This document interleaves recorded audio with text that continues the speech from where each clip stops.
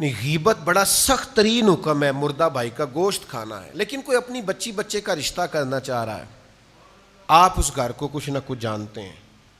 تو آپ سے کسی نے سوال کیا ہے کہ یار مجھے رائے دو، تو وہاں نہ کچھ لوگ کہتے ہیں میں کیوں برا بنوں،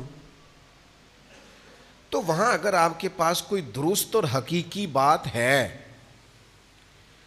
تو آپ اس بات کو کر دیں، آپ وہ بات بیان کر دیں، اس لیے کہ ساری زندگی کا مسئلہ ہے نا، وقت گزارنا ہے نا۔ میں آپ کی خدمت میں ایک بات عرض کروں، آپ اپنے بچوں کو جائیدادیں بے شک تھوڑی بنا کے دیں، آپ ان کے لیے محلات اور بینک بیلنس بالکل تھوڑے بے شک لائیں، لیکن بچی جب ڈھونڈ کے لائیں نا اپنے بچے کے لیے تو وہ کوئی با اخلاق اور با مروت ڈھونڈ کے لائیں۔ یہ ظلم اپنے بیٹے کے ساتھ نہ کریں، خدا را اس کا اخلاقی رویہ پوری نسل تباہ ہو جائے گی۔ یہ زندگی کا وہ والا رونا ہے یہ لوگ رو نہیں سکتے۔ رشتہ عمدہ بہترین ڈھونڈ کے لاؤ، جب بچی کا رشتہ ڈھونڈو تو اس بچے کا اخلاق، کردار، انداز، گھر، لب و لہجہ، اٹھنا بیٹھنا ضرور دیکھو۔ آپ جتنا مرضی جہیز دے کے بیٹی کو بھیج دو، لیکن اگر شوہر بدتمیز ہے تو اس کی زندگی عذاب بن جائے گی۔ سنیں، کوئی مشورہ مانگے اس معاملے میں تو وہ غیبت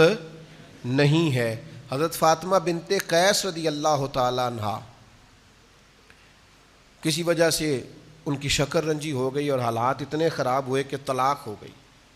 ان کو دو رشتے آئے، انہوں نے نبی پاک صلی اللہ تعالی علیہ وسلم کی خدمت میں عرض کی، حضور اس آدمی کا اور اس آدمی کا میرے لیے رشتہ ہے، آپ کیا فرماتے ہیں؟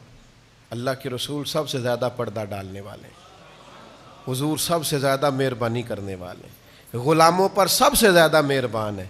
لیکن یہاں حضور نے پردہ نہیں ڈالا، اس لیے کہ یہ غیبت نہیں۔ اللہ کے حبیب نے فرمایا وہ جس پہلے شخص کی آپ نے بات کیا وہ مفلس ہے، وہ اخراجات پورے نہیں کر سکتا، اور جس دوسرے شخص کی آپ نے بات کی ہے اس کا رویہ بڑا سخت ہے عورتوں کے بارے میں، وہ تو درہ کندھے سے نہیں اتارتا۔ یہ ان دونوں شخصوں کے اندر بات پائی جاتی ہے، اشخاص کے اندر، باقی آپ دیکھ لیں۔ یعنی حضور علیہ السلام نے وہ جو ان کے اندر کمزوری تھی وہ کھول کے بیان کی، جو بشری تقاضا تھا اس کو کھول کر بیان کی، تو یہ غیبت نہیں ہوتی، یہ تو آپ نے کسی کا بھلا کر دیا ہے۔ لیکن اس معاملے میں لوگ بڑے صوفی بن جاتے ہیں، کہتے ہیں جی مجھے برا بننے کی کیا ضرورت ہے، کسی کا گھر اجڑ رہا ہے اور آپ صحیح بات نہیں بتا رہے، تو مہربانی کریں اس معاملے کے اندر شریعت کے اس مزاج کو لازمی ملحوظ خاطر رکھیں۔